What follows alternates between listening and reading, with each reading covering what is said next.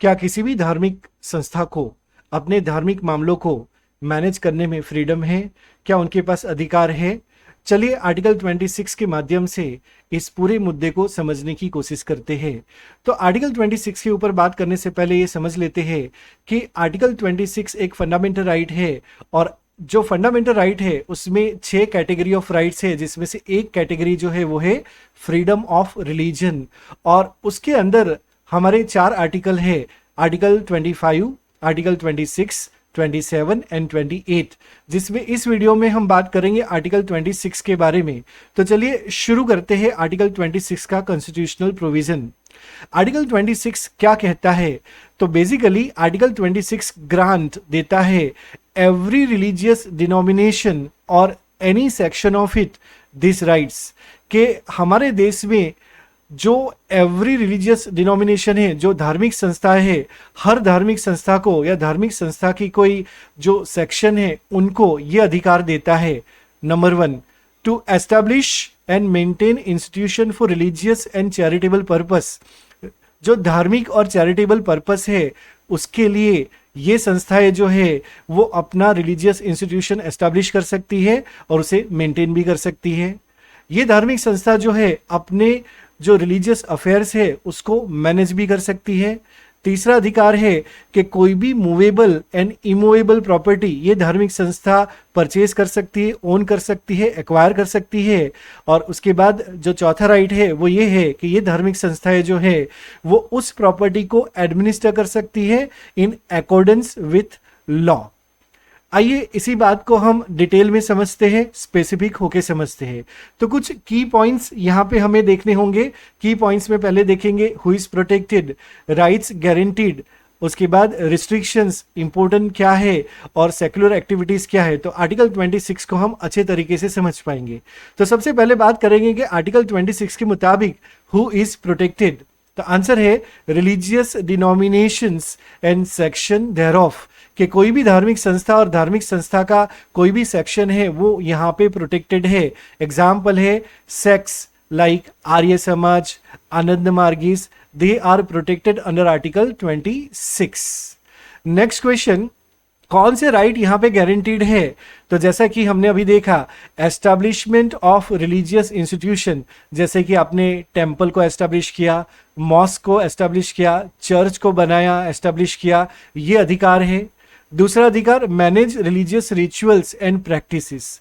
तीसरा अधिकार कि कोई भी प्रॉपर्टी को ओन करना फॉर द रिलीजियस पर्पस। और चौथा है उस प्रॉपर्टी को एडमिनिस्टर करना सब्जेक्ट टू गवर्नमेंट रेगुलेशन। ये कुछ अधिकार जो है वो आर्टिकल 26 में गारंटीड है। नाउ क्या क्या रिस्ट्रिक्शंस हो सकते हैं? तो स्टेट यहाँ पे रीजनेबल रिस्ट्रिक्शंस रख सकती है। तो this right article 26 is not absolute right. Reasonable restriction जो है वो स्टेट के द्वारा लगाए जा सकते हैं। It is subject to public order, morality and health. इन ग्राउंड पे रीजनेबल रिस्ट्रिक्शंस लगा सकते हैं। यहाँ तक कि जो प्रॉपर्टी है उनको एडमिनिस्टर करना है तो administration of property can be regulated by secular laws. Secular laws के द्वारा जो प्रॉपर्टी है उसका रेगुलेशन हो सकता है। एग्जाम्पल है लैंड रिफॉर्म, प्रॉपर्टी मैनेजमेंट, ऐसे सेक्युलर लॉ जो है वो यहाँ पे रेगुलेट कर सकते हैं एडमिनिस्ट्रेशन ऑफ प्रॉपर्टी को। अब बात करते हैं कुछ महत्वपूर्ण बातें। तो यहाँ पे एक बात ध्यान से देखने लायक है कि only religious matters are fully protected. जो धार्मिक मामले हैं वही यहाँ पे प्रोटेक्टेड है, और धार्मिक मामलों के साथ जो जुड़े हुए सेक्युलर एक्टिविटीज है they can be regulated by the state. तो जो भी सेक्युलर एक्टिविटीज है जो कि धार्मिक मामलों के साथ है, जैसे कि पार्किंग की सुविधा, रोड के ऊपर जो ट्रैफिक लग जाता है उसको ठीक करना, या फिर कोई भी दूसरी बातें जो धार्मिक मामलों से एसोसिएटेड है लेकिन धार्मिक नहीं है, ऐसी सेक्युलर एक्टिविटीज को स्टेट के द्वारा रेगुलेट किया जा सकता है। आइए आर्टिकल 26 को क्लियर करने के लिए और ज्यादा समझने के लिए केस लॉज को देख लेते हैं। तो देखिए कुछ केस लॉज है जिसे यहाँ पे हम समझेंगे। सबसे पहला केस लॉ है commissioner Hindu religious endowment Madras versus Shri Lakshmindra Tirtha Swamiar 1954 का केस। इसे हम सिरूर मठ केस भी कहते हैं। It challenge to Madras Hindu religious and charitable endowment act which were controlling temple finance, कि ये जो एक्ट था, एंडोमेंट एक्ट था, ये टेम्पल के फाइनेंस को कंट्रोल करता था, उसको चैलेंज किया गया था। सुप्रीम कोर्ट ने यहाँ पे कहा कि article 26 section B it protect religious affairs, and जो प्रॉपर्टी का एडमिनिस्ट्रेशन है वो नॉन रिलीजियस मैटर है and it can be regulated by the law, ये कहा गया था यहाँ पे। नेक्स्ट केस है SP Mittal versus union of India 1983 का केस है। इसमें जो ओरोविले फाउंडेशन एक्ट है उसको चैलेंज किया गया था। It is about Auroville Foundation Act and religious freedom claims. यहाँ पे सुप्रीम कोर्ट ने कहा कि only religious denominations are protected and Auroville society was not religious endowment. It was a secular institution and it is not religious, and that is why it is not protected under Article 26, ये कहा गया था।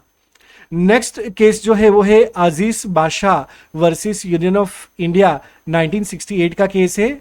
ये case Aligarh Muslim university के ऊपर था और ये क्लेम किया गया था कि Aligarh Muslim University to be established by Muslim for religious purpose. Supreme Court ने यहाँ पे कहा कि university was established by legislation. Aligarh Muslim University को लॉ के द्वारा बनाया गया था, लेजिस्लेशन के द्वारा बनाया गया था, and it is not by the Muslim themselves, it is not established by Muslim themselves, and that is why article 26 right जो है that were not applicable to Aligarh Muslim university, ये कहा गया था। नेक्स्ट केस जो है वो है Ratilal Panachand Gandhi versus state of Bombay 1954 का केस है।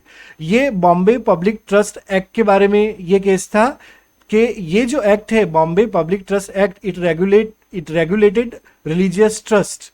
सुप्रीम कोर्ट ने कहा कि state can not interfere in religious practices but property management can be regulated, क्योंकि ये प्रॉपर्टी मैनेजमेंट सेक्युलर एक्टिविटी है इसलिए। तो ये रतिलाल केस हो गया। उसके बाद नेक्स्ट केस है श्री आदि Vishweshwara of Kashi Vishwanath temple versus state of UP 1997 का केस है। तो काशी विश्वनाथ टेम्पल के बारे में ये केस है। It was a dispute over the administration of Kashi Vishwanath temple, और सुप्रीम कोर्ट ने यहाँ पे कहा कि religious practices are protected but secular administration, जैसे कि अपॉइंटमेंट ऑफ प्रीस्ट है, it can be regulated by the state. तो secular activity regulated by the state होगा, ऐसा सुप्रीम कोर्ट ने यहाँ पे कहा। तो ये केस लॉ कुछ हमें आर्टिकल 26 को ज्यादा क्लियर करते हैं। चलिए आर्टिकल 26 को के बारे में कुछ एग्जाम्पल देख लेते हैं कि कौन कौन सी सिचुएशन में ये लागू होगा। तो देखिए, सबसे पहली सिचुएशन है building a temple by religious sect. क्या ये आर्टिकल 26 में कवर्ड होगा? आंसर है yes, it is covered as per article 26 section A के द्वारा ये कवर्ड होता है। नेक्स्ट है regulating temple donation by state, कि स्टेट के द्वारा रेगुलेट किया जाता है टेम्पल डोनेशन को, फाइनेंस को। तो क्या ये रेगुलेशन अलाउड है? आंसर है yes, it is allowed. Administration of properties secular activity. Next है rituals inside a mosque being regulated, क्या इसके ऊपर रेगुलेशन हो सकता है? आंसर है नो, क्योंकि ये रिलीजियस मैटर्स है and state can not regulate religious rituals. Next है next situation acquisition of temple land for public purpose, क्या ये अलाउड है ऐसा रेगुलेशन एक्विजिशन? तो आंसर है yes, it is allowed if secular and lawful. If it is secular lawful then इसका acquisition जो है, लैंड का एक्विजिशन हो सकता है। नेक्स्ट है forcing religious group to change their doctrine, कि किसी रिलीजियस ग्रुप को फोर्स करना ताकि वो अपने सिद्धांत, अपने डॉक्ट्रिन को चेंज करे, क्या ऐसा फोर्स किया जा सकता है? आंसर है no, it is not allowed because it violate article 26 section B को वायलेट करता है। तो ये एग्जाम्पल हमें आर्टिकल 26 को ज्यादा क्लियर करके देता है। नेक्स्ट कुछ इंपॉर्टेंट पॉइंट देख लेते हैं। तो देखो इन सब की जो एसेंस है वो ये है कि essential religious practice are protected and non essential या फिर secular activities can be control, कि जो एसेंशियल रिलीजियस प्रैक्टिसेस होगी वो ही प्रोटेक्टेड होगी, जो नॉन एसेंशियल रिलीजियस प्रैक्टिस है या सेक्युलर एक्टिविटीज है उसको स्टेट कंट्रोल कर सकता है। अब किसी भी संस्था को रिलीजियस डिनोमिनेशन होके दिखाना है तो they must have this 3 condition. ये 3 कंडीशन अगर पूरी होती है तो ही किसी ग्रुप को हम रिलीजियस डिनोमिनेशन कह सकते हैं। पहला है they must have common faith, दूसरा है कि उनका कॉमन ऑर्गेनाइजेशन होना चाहिए, और तीसरा है उनका एक डिस्टिंक्ट नाम होना चाहिए। ये तीन चीजें होगी तो हम बोल सकते हैं कि ये ग्रुप रिलीजियस डिनोमिनेशन है और आर्टिकल 26 के अंदर ये कवर हो सकता है। तो आर्टिकल 26 अब हम देखेंगे कि आर्टिकल 26 आर्टिकल 25 से कैसे डिफरेंट है। तो देखिए, आर्टिकल 25 की हमने जब बात की तो article 25 basically protect individuals religious freedom, ये इंडिविजुअल का रिलीजियस फ्रीडम को इंश्योर करता है, प्रोटेक्ट करता है, जबकि आर्टिकल 26 ये प्रोटेक्ट करता है collective rights of religious group. तो आर्टिकल 25 इंडिविजुअल फ्रीडम देता है धार्मिक मामलों में, और आर्टिकल 26 जो है वो कलेक्टिव राइट्स देता है धार्मिक मामलों में। तो collective right of religious group, ऐसा हम बोल सकते हैं आर्टिकल 26। तो आर्टिकल 25 इंडिविजुअल लेवल पे प्रोटेक्शन देता है, और आर्टिकल 26 जो है वो एक ग्रुप के लेवल पे कलेक्टिव राइट्स को प्रोटेक्शन देता है धार्मिक मामलों में। अब हम देखेंगे कि अगर आर्टिकल 26 का वायलेशन होता है तो किस तरीके से उसको एनफोर्स करवाया जाए, कैसे इसको चैलेंज किया जाए। तो violation can be challenge in high court by the article 226 and supreme court with the help of article 32। ये रीट रेमेडी यहाँ पे हम ले सकते हैं, वायलेशन को करेक्ट कर सकते हैं। अब हम कंक्लूड अगर करें तो आर्टिकल 26 जो है वो अप्लाई होता है रिलीजियस डिनोमिनेशन और उसके सेक्शन के ऊपर के लिए, इनके प्रोटेक्शन के लिए।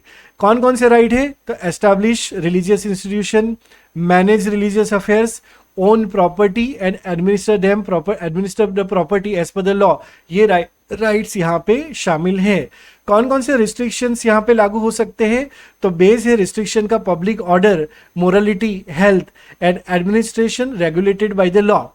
अच्छा, इंपोर्टेंट केस कौन सा है? तो सिरूर मठ केस है 1954 का, ये इंपोर्टेंट केस है आर्टिकल 26 के ऊपर। तो यहाँ पे हम आर्टिकल 26 को कंप्लीट करते हैं। चलिए कुछ क्वेश्चंस देख लेते हैं। पहला सवाल है, article 26 of Indian constitution primarily protect rights of option A individual citizen, option B religious denominations, option C political parties, option D non religious organisations. आप अपने आंसर कमेंट बॉक्स में दे सकते हो। यहाँ पे करेक्ट आंसर होगा, correct answer is option B religious denominations.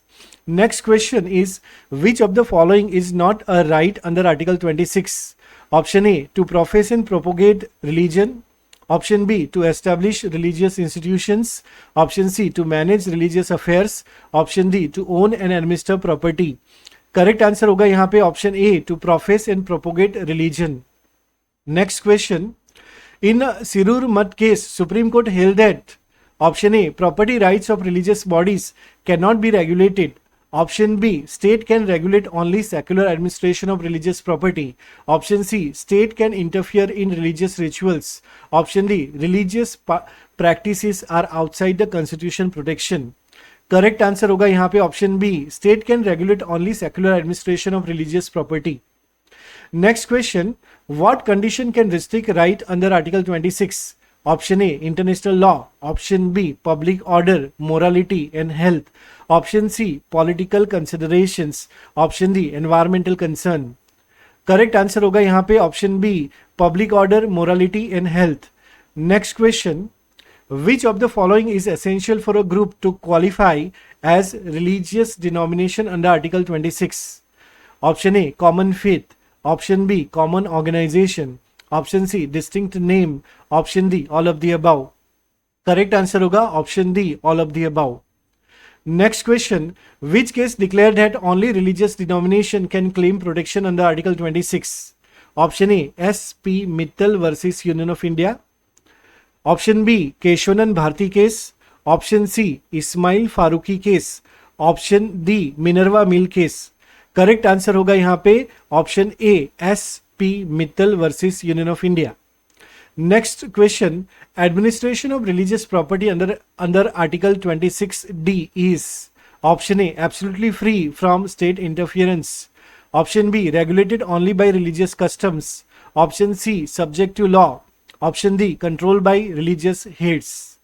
Correct answer होगा यहाँ पे option C, subject to law. Next question, which case involved regulation of religious trust under Bombay Public Trust Act? Option A, Sirur Mutt case. Option B, Ratilal Panachand Gandhi case. Option C SR Bommai case, option D Shayara Bano case. Correct answer होगा यहाँ पे option B Ratilal Panachand Gandhi case. यहाँ पे हम article 26 के इस video को complete करते हैं। Thank you for watching this video. Thank you so much.